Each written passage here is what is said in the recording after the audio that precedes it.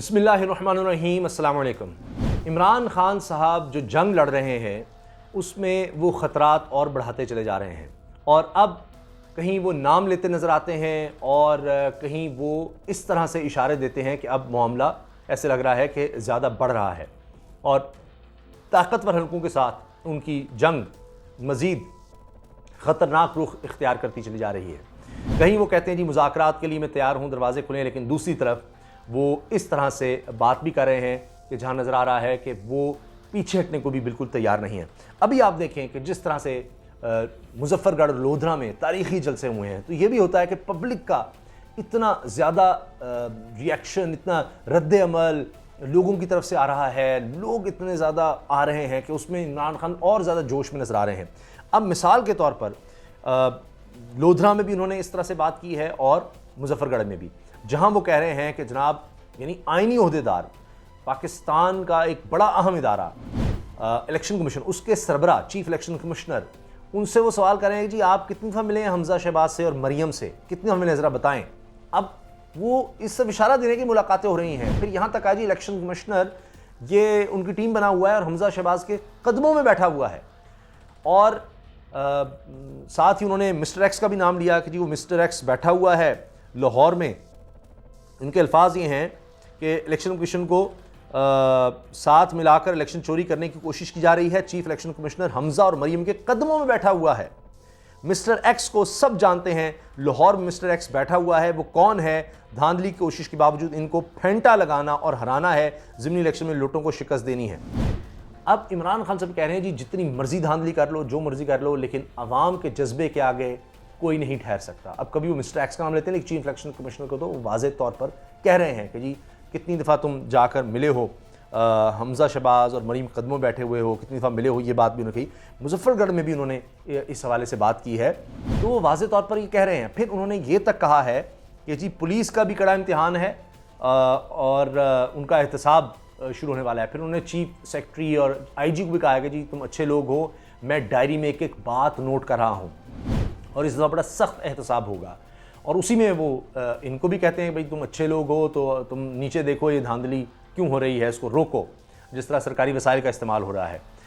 तो अब वो नाम लेते चले जा रहे हैं। आप देखें पूरी जो उनकी तकरीर मुजफ्फरगढ़ वाली, उसमें मैंने लोधरा की तकरीर का सिर्फ वो हिस्सा आपके सामने रखा है जिसमें वो इदारों के हवाले से बात कर रहे हैं, इदारों के सरबराह की बात कर रहे हैं और वहाँ पर इशारा दे रहे हैं।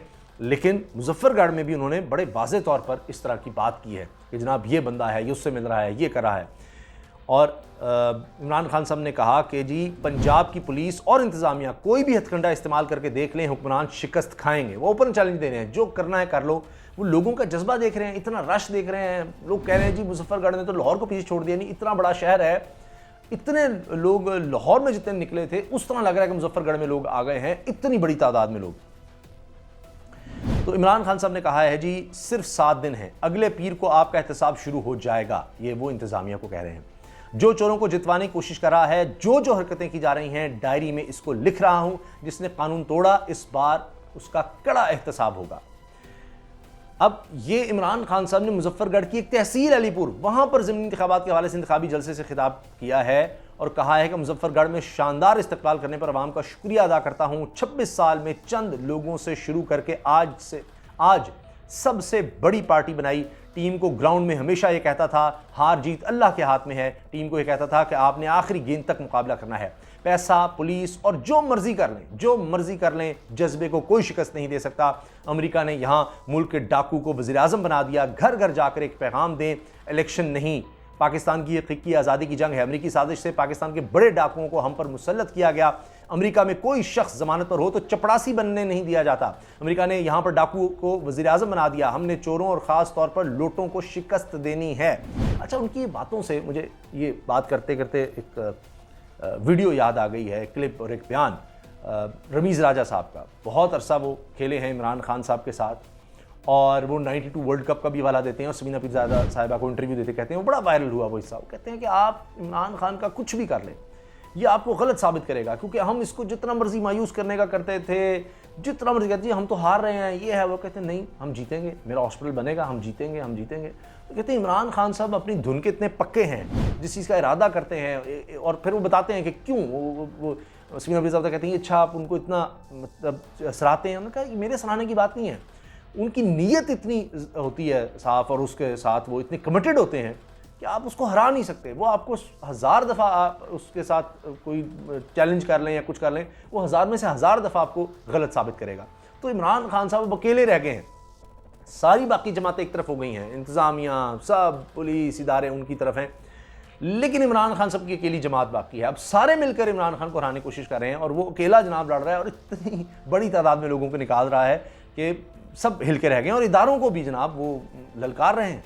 इमरान खान साहब ने कहा कि ये लोटे और चोर इलेक्शन जीते तो मुल्क का मुस्तकबिल अमेरिका के गुलामों के हाथ में होगा, ज़मीनी इलेक्शन को जहाज समझकर लड़ना है। हमजा कुकड़ी को वज़ीर आला पंजाब बना दिया गया। हमजा कुकड़ी ने आकर मुर्गी और अंडों की कीमत बढ़ा दी। शरीफ खानदान की सियासत और कारोबार भी 2 नंबर है। ये 2 नंबर लोग अपने एम्पायर साथ मिलाकर खेलते हैं, इन्होंने ईमानदारी से कोई चीज़ हासिल नहीं की।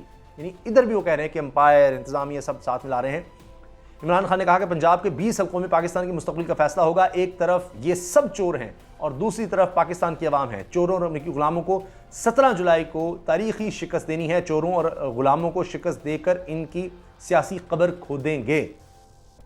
पंजाब की ब्यूरोक्रेसी को मुखातिब करते हुए उन्होंने कहा कि आप कोई भी हथकंडा इस्तेमाल करके देख लें, हुक्मरान शिकस्त खाएंगे। उनको कह रहे हैं आपने जो करना है कर लें, हुक्मरानों को शिकस्त होनी है। इतनी धांधली नहीं आप कर सकते, इतना लोगों में जज्बा है, इतने लोग निकलेंगे, कितना कुछ धांधला भी करेंगे, सबके सामने आएगा, और उससे और ज़्यादा क्रेडिबिलिटी साख मुतासिर होगी इदारों की भी, सबकी, और लोग फिर रुकेंगे नहीं।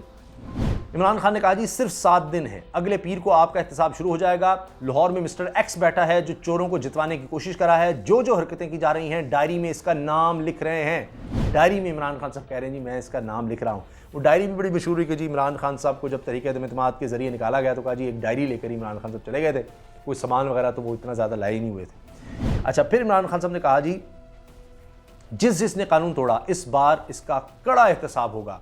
आईजी पंजाब और चीफ सेक्रेटरी को पैगाम देता हूं, आप ईमानदार लोग हैं, आपके नीचे जो धांधली कराई जा रही है इस पर नजर है। आपके नीचे धांधली कराई जा रही है, इस पर नजर है, आप इसको देखें, आप ईमानदार लोग हैं।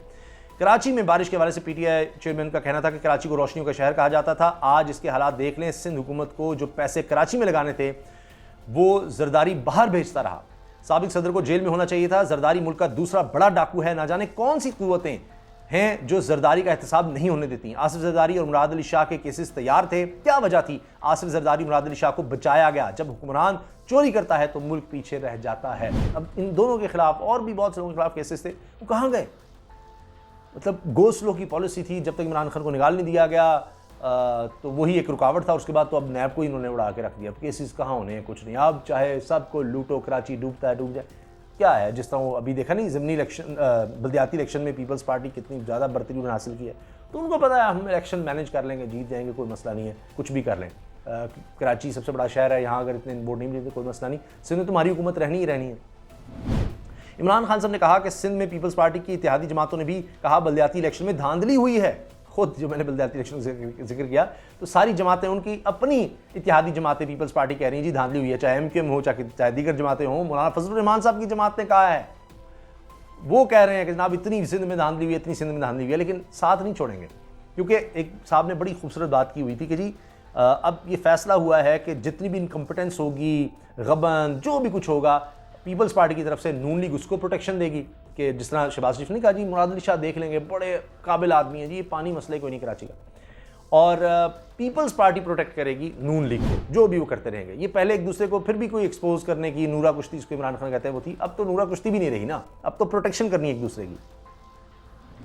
अच्छा, सब इत्तेहादी जमातों ने भी कहा इनकी कि बल्दियाती इलेक्शन में धांधली हुई है। चीफ इलेक्शन कमिश्नर साहब आपको फौरी मुस्ताफी हो जाना चाहिए था।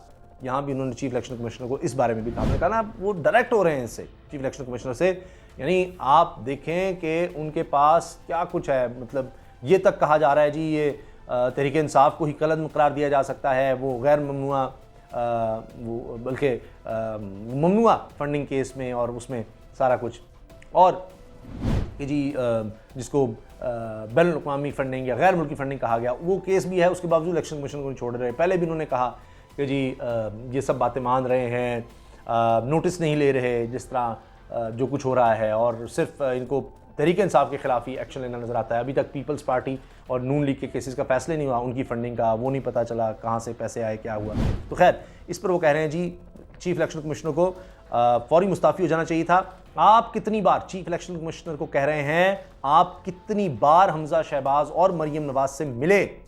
यानी ये वो सवाल पूछ रहे हैं, इल्ज़ाम भी लगा रहे हैं कि ये तो मुलाकातें करते रहे हैं। अब चीफ इलेक्शन कमिश्नर का क्या काम है कि वो एक पार्टी के लोगों से इस तरह से मिले? वो इलेक्शन में हिस्सा ले रहे हैं, वो हुकूमत में हैं, उनके साथ मिलकर ये क्या हो रहा है? साफ और शफाफ इलेक्शन कराना आपका काम है, आपको यहां जितना भी नवाजा जाए लेकिन ऊपर आप जवाबदेह होंगे। अब हाल ही में इमरान खान साहब ने भी ये कहा कि जी इलेक्शन कमिश्नर की अहलिया को नवाज दिया गया है, उनको कोई प्रमोशन तो शायद पहले मिली थी, उनको बड़ी अच्छी पोस्टिंग दे दी गई है, और ये सारा कुछ, ये बात भी होती रही है। 17 जुलाई के इंतखाबात को पूरी कौम देख रही है। कौम फैसला कर चुकी है कि चोरों लोटों को शिकस्त देगी। इमरान खान साहब ने आखिर में कहा कि शहबाज शरीफ गोरे सफ़ीर को देखकर इसके मुंह में केक डाला। कभी किसी ने लीडर को मांगने वाली बातें करते हुए सुना है कि जिस तरह शहबाज शरीफ कहते हैं जी वो मैं मांगने नहीं आया लेकिन मजबूरी है, बस आप हमारी मदद कर दें। ऐसे इकबाल, तुमने चोर कहने वाली फैमिली को डरा कर माफ़ी मंगवाई। तो यानी जो करंट इस वक्त इश्यूज़ चल रहे हैं लोगों के, उनका भी हवाला दे रहे हैं, लेकिन आप देखिए कि वो किसी से डर नहीं रहे।